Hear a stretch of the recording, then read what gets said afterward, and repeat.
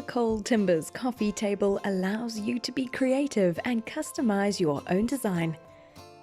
In this video, I'm going to show you how I decided to add a two-tone color and a beautiful pattern to my outdoor patio coffee table. First, I decided to router the edges and give it more of a curved look.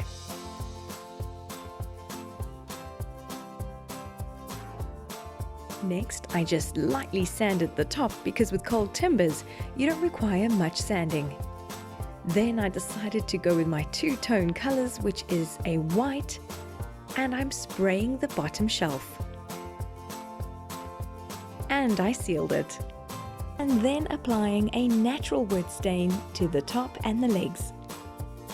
Making sure to seal all the sides because I know that this table is going to live outdoors on the patio. Applying this beautiful wood stain in layers and applying about 1 to 3 coats. Once it's dried, now we can get to the fun part, and I've decided to decorate my coffee table with stenciling. Creating a border on the surface of the coffee table with the stencil. Once dry, I apply a clear sealer that is waterproof and suitable for exterior use.